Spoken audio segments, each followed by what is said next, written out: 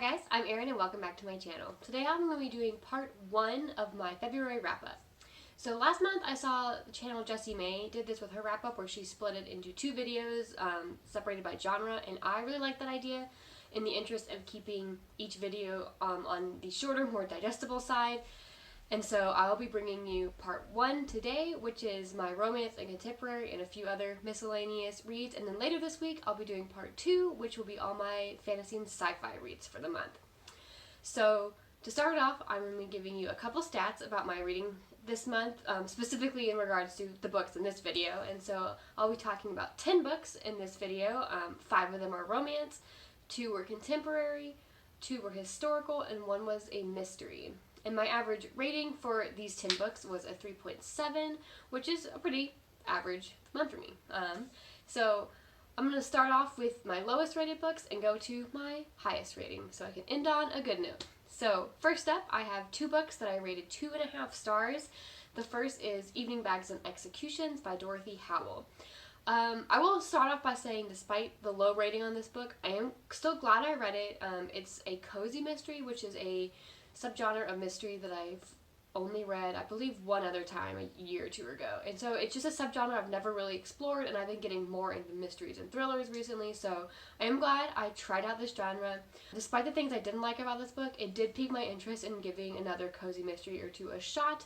The one thing I did like, again, was I did like the mystery. It was about a murder of a baker, and I did think the mystery side was kind of interesting. It was the part I was the most interested in, at least. There are a couple things I did not like about this book. The main one was the main character. She was horribly annoying and insufferable. She was working as a party planner, and I found myself frequently annoyed with how little work she did. Like, I read plenty of books set in the modern world where people talk about what jobs they have, and then you don't really see them do their job much. But this was like you saw her at work, like she was at the office, actively not doing anything. And it just like came across, it just like made her annoying because I was annoyed at her. Like, besides that, her as a personality was just, she was kind of vapid and very annoying. She was very egotistical. And all of her humor was a total miss for me. It came off as obnoxious instead of funny. I read some reviews of people who like the series on Goodreads on this book, and so the humor hits with some people, so maybe it'll hit with you. But to me, total miss. Could not stand her, and she was the only point of view narrator we had, so that absolutely did not help. In addition, there was just so much going on in this book. Like, this book wasn't very long. It was, I think, around 250, 260 pages, and there was so much happening in it. Way too much. 1 or 2 of the things happening were pretty clearly storylines that were being pulled over from the previous books, and so I had not read the previous books, I just picked up this one. So I gave those a pass, acknowledging if I'd read the other books, I'd probably care about them, but there were other things too, like that didn't explain away all of them, so I didn't love it. But again, it has kind of piqued my interest in trying a cozy, this one I read as part of a book club, so I just read the one the book club had picked, so I'm interested in trying a cozy mystery and maybe doing more research on like what I think I would like or like what really popular ones are. So if you have a suggestion, let me know. I'm willing to give a couple more a try. The second book I rated 2.5 stars this month was New Orleans Rush by Kelly Siskind. This is an adult contemporary romance about a girl who had just been dumped, and so she keys what she thinks is her ex-boyfriend's car after hearing the song Before She Cheats by Carrie Underwood. And so she keys his car only to find out that it wasn't actually his car, it was someone else's car. So in order to work off like the debt of paying him back, because she's broke, she just moved to this city, so she doesn't have a job, so she decides to work off her debt to him by working for him as an assistant for his magic show, because the owner of the car is a magician. And so I really liked the male main character in this book, Huxley. I thought he was great. I liked his point of view. I really liked the magician part with the magic shows and kind of the family legacy of keeping this magic theater alive. I thought that was fun. And I really liked the dynamic between Huxley and his brothers, who also were part of the magic show and keeping the theater alive. So I liked all of those things a lot.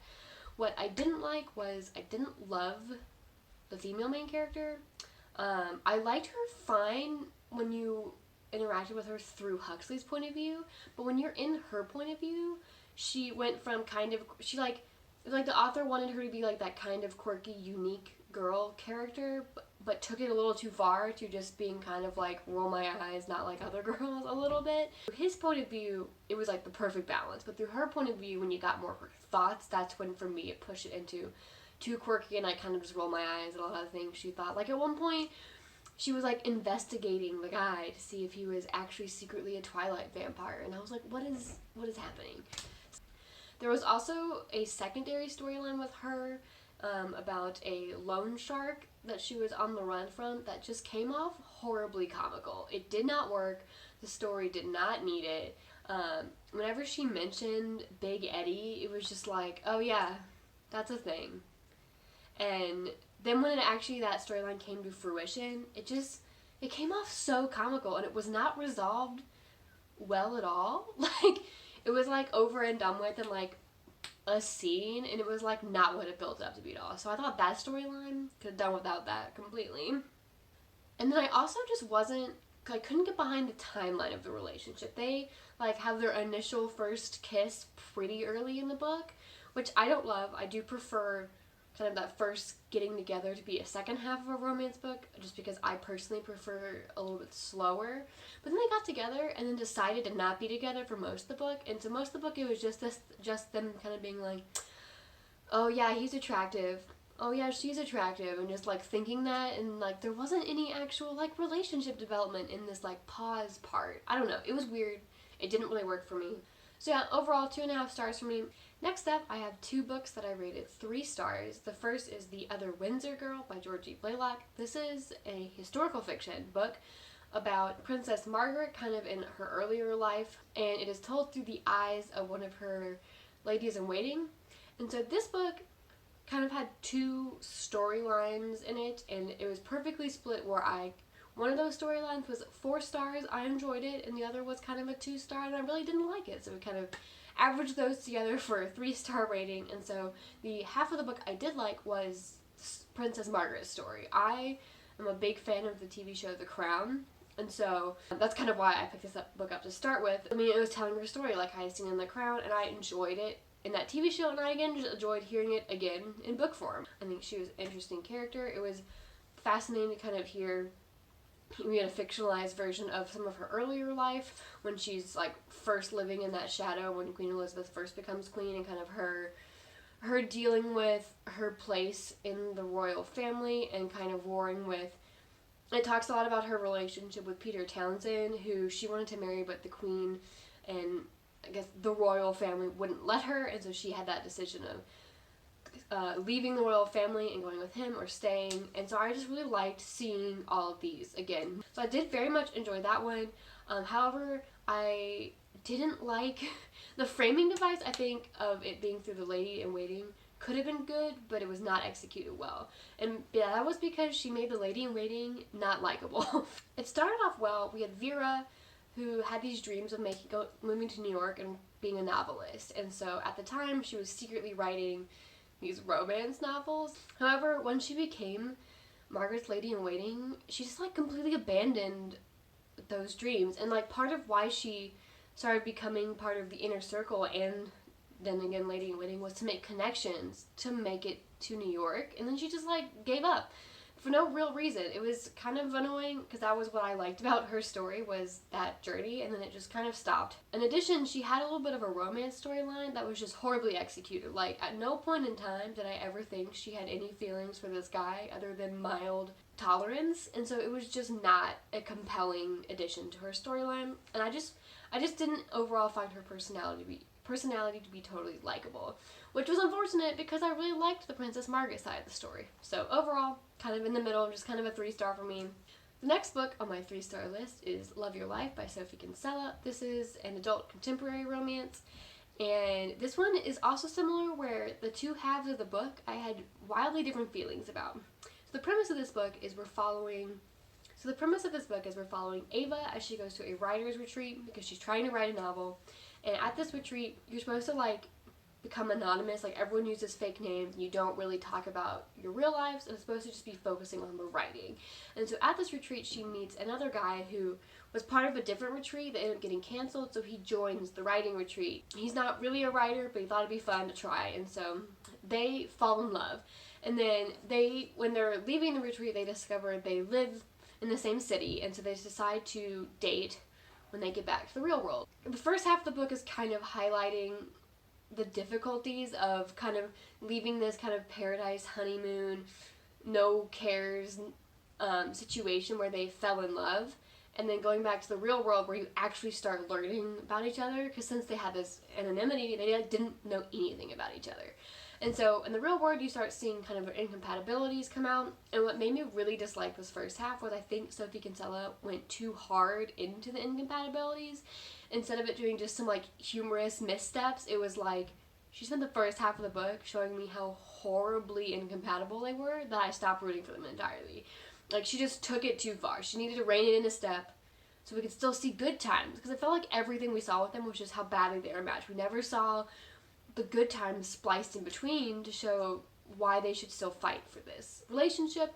And as well, miscommunication as a baseline in romance novels doesn't always bother me because it's just such a mainstay of the genre. But in this case, it was on Ava's side, would absolutely refuse to acknowledge they were had any incompatibilities. Like, she wouldn't bring up any of these missteps with him. When her friends, who were skeptical to start with, would ask her, she would be like, oh, everything's fine. And I'm like, what's the point of having friends if you're not going to talk to them? Like, you don't have to say you're breaking up. Just, like, admit that maybe you don't like having the temperature of a bath the same degree. Like, it was so silly how she just, like, freaking pretended the whole time that they were 100% compatible. Like, successful relationships don't have to, like, even in, like, fully successful relationships, you can still have some things where you like, disagree on things here and there. However, around the 60% mark, it started to turn around because they actually acknowledged that they had missteps. They started working on them, and you started seeing, like, good moments between them really spliced in, and their relationship actually began to develop. So I quite enjoyed the second half of this book. So definitely had some split feelings. So next up, I have 4 books that I rated 4 stars. First is Love and Olives by Jetta Evans Welch. This is a young adult contemporary that follows a girl whose dad left her and her mom when she was 8 or 9, and she really hasn't heard from him at all, and now I think she was 17, and she gets a postcard from him telling her that he needs her help with a documentary about Atlantis, because that was kind of her thing when she was young. He was always hunting for Atlantis, and she loved it when she was younger, like hearing all the stories and seeing all his maps and theories and stuff. And so her mom kind of makes her go to see her father in Greece to help. She's kind of reluctant because she hasn't seen him in years. She's kind of put this whole Atlantis thing behind her. She's kind of reinvented herself from like this nerdy Atlantis nerd into kind of more of a cool popular girl at school. But her mom makes her go, and in Greece she's helping her dad with this documentary because she claims he has actually found Atlantis this time. And a lot of the novel is based around her relationship with her dad, as well as kind of a lot of the mental and emotional, like, lingering effects from when she was a kid and he left, and she never really knew why he left. She assumed he left to go find Atlantis. She never really knew the full picture, and so this was very much kind of a family relationship centric book, and it did have a dash of a romance plot, and so I quite enjoyed it. I thought reading about all the different Atlantis stuff was really cool. The animated Atlantis movie was like one of my favorite movies as a kid, so like I love hearing about Atlantis in books, so I loved that part of it. I also thought the just delving into the relationship between her and her dad, and a little bit her and her mom, really packed much more of an emotional punch than I had expected. It really talks about, I thought it was pretty well done, and it really hits you hard, and so I quite enjoyed it. Definitely recommend as a YA contemporary, as this is not a genre I read a lot, but I thought this one was really good. The next 4-star book I read was Pride and Prejudice and Other Flavors by Sonali Dev. This is an adult contemporary that is, as the title suggests, a retelling of Pride and Prejudice. The bulk of this book was really focused much more on family relationships between our heroine Trisha and her family. She comes from an influential Indian family, and her brother is running for, I believe, mayor, and she's a doctor. And she's been kind of ostracized by her family because of a mistake she made as a teenager years and years ago that led to some family drama with her brother. And so a lot of that book is kind of revisiting that. And so it explores her relationship with all of her family members a lot, and I really liked that. We also have the hero, DJ, who I loved, and his relationship with his sister who is sick with cancer. The heroine is the only one who can do the surgery that will save her life. And so we see a lot of the sibling dynamic between DJ and his sister because they're kind of on their own. They had a much more troubled childhood. So you see kind of the two sides of these two different kinds of upbringings kind of clashing as well. That's a lot of what the clash between Trisha and DJ are, is just her privilege coming out in ways she doesn't realize it, and him being offended by a lot of the things she says without even thinking about what they mean. And so I thought this was a really fun book. I have read Pride and Prejudice, but it's been a while, and it was never a favorite, so from what I remember, it does a pretty good job of being a Pride and Prejudice retelling, but I can't remember all the specific details from Pride and Prejudice. So I definitely recommend it. This is the first in a series of Jane Austen inspired retelling, and so I'm definitely looking forward to picking up the others. The next 4-star book I read was Undercover Bromance by Lisa K. Adams. This is the second book in the Bromance Book Club series, which is an adult contemporary romance series.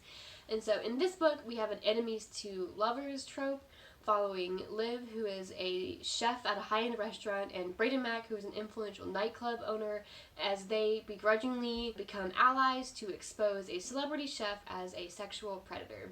And so this book deals a lot with kind of aspects of the Me Too movement. It talks about kind of power dynamics, as well as it delves into the problems and like how it's easy to fall into victim blaming and how to kind of combat that in your own thinking and talking about it. So I thought all of that aspect of this was very well done. More from on the more romance side of it and the less heavy parts, I think this is definitely the cheesiest of the Bromance Book Club series. The whole series has a little bit of a cheese to it, but I think it's part of its charm and it's really fun. And this one I think is definitely the cheesiest in its plot. Both main characters as well, I had to warm up to a little bit, but I did. They're not my favorite couple in this series, but I did by the end. I did like them, and I thought this was a fun installment in the series. I think of the 3 I've read, it is my least favorite, but still definitely recommend it. It had less of the book club itself in this one, so I wish we'd seen a little bit more of it, since that was definitely part of the charm of the first book and kind of the start of the series. But definitely recommend it, especially I think if you like this series. Next 4-star book I read was the next Bromance Book Club book, which is Crazy Stupid Bromance. This was a friends to lovers trope, and the heroine in this one was one of the women from the previous book that had spoken out against the sexual predator, and then her best friend who she meets at the end of the first one. So this takes place a year and a half later, and they become best friends by this point. So I thought this also did a good job of handling kind of the fallout of being a public face of a public ousting of a sexual predator, in that she's kind of become her cat cafe has kind of become an unofficial meeting spot for abused women to meet and kind of gather and have someone to talk about their feelings, which I enjoyed. The romance side, this was a friends to lovers, and I thought this was a really, really well done friends to lovers. I actually am not sure how many friends to lovers I've read, but I loved this one. I listened to a Fated Mates podcast episode about friends to lovers, and one thing they had said was the question you have to overcome in friends to lovers is why now? Like, what changed in wanting you to become more than friends? And I think the way this one did it was really good. Because they'd only been friends for a year and a half, you didn't have that. They've been lifelong friends. What's different? And both of them were kind of pining after the other a little bit, but because they had become friends right at the end of this big, sexual abuse scandal, the hero didn't really feel like it was the right time to try to enter a romantic relationship with the heroine. And so he held off, and he feels like he missed his shot. And so I thought the way that was handled was really well done. I quite enjoyed this. It makes me want to read more friends to lovers books, and I thought this one had a little bit more of the book club in it, which I quite enjoyed, and you definitely started getting some setup for the 4th book club book and which character that is following, which I'm very excited to come out. The last 2 books I have to talk about are both 5-star books. The first is The Four Winds by Kristen Hanna. This is an historical fiction about a family living in Texas and then California during the Great Depression and Dust Bowl era. And so this is a family of farmers who, once the Dust Bowl hits and makes their land pretty much unusable, are really struggling with whether they stick it out, kind of work with some of the government programs, or whether they leave their farm to go to California to try to find these jobs they keep hearing are hiring people. And so I think where this book really shined was in the relationship between Elsa and her daughter. And so those are the 2 points of views we get. We get the mother and the daughter point of views. And I thought it was really interesting to read their opinions of each other through their point of views. We've kind of hit the rebellious teenage phase where the daughter's kind of starting to get angry at her mom, kind of the teenage lashing out. And I thought it was really interesting to kind of read. You could see both sides of their points and all their arguments through their point of views and how they each perceive the other person's actions versus what they did versus what they were thinking and kind of how it came off. And I really liked that and kind of this relationship being built between them. As well as in the second half of the book, especially the book I think does a really interesting job of showing this juxtaposition of the generational beliefs between them. We have the mom who's very much in the we work for our land, we don't get government help, we work for ourselves, we don't take handouts mindset, and then the daughter who is kind of a bright, fresher, more optimistic mind who sees all these flyers and people talking about unionizing and getting fair wages for workers, and so she's very much on the side of wanting to get involved with that. And so I thought this juxtaposition of kind of these differences in generational thought was very interesting. Even though this book is set in the 30s, I think that kind of showing the different sides and kind of seeing how each side thinks and thinks of the other one was quite interesting and very applicable still today, and kind of the generational differences in political thought now. And so I thought that was very interesting. I really liked this book. I will say it's my least favorite of Kristen Hanna's 3 historicals, but since it's still a 5-star book, that just tells you how great her other 2 are. So definitely glad I read this so soon after it came out, and I loved it. The last book I'm going to be talking about is Love Letter by Kate Claiborne. This is an adult contemporary romance about a girl named Meg who works as a kind of hand letterer, calligrapher, and at one point she was doing wedding programs for a couple, and she saw that they were doomed to fail and ended up hiding a secret message in their programs about how the relationship was a mistake. And about a year later, the guy from this couple comes back and finds her in her shop, and they indeed broke up, and he wants to know how did she know, because he found the pattern in the wedding program and saw her message, and so he wants to know how she knew. And so after this meeting, she calls him back later to get his help because she has been missing inspiration for this deadline she's been working on, and she realizes his kind of pattern-oriented brain could help her with her, team up with her creative brain and help her kind of figure out some inspiration for her project. So they start meeting up and taking walks around the city to get inspiration for her project, and along the way they start falling in love, and I loved this book.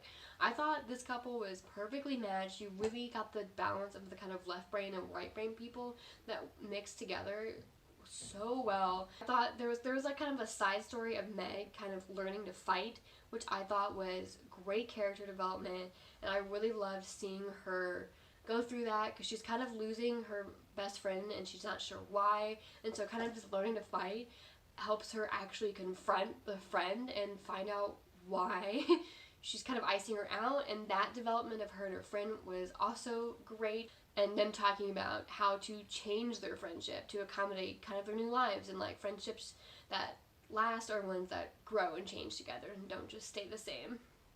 I also loved our hero in this book. He was a total cinnamon roll.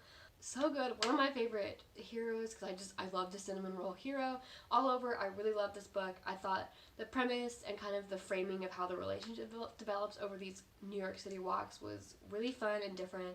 And so I definitely recommend this if you're into contemporary romance. Alright, those are the 10 books I read that are romance, contemporary, and some other genres this month. If you've read any of those, let me know what you thought in the comments, and later this month I will be putting out the second part of this wrap-up to talk about the fantasy and sci-fi I read this month.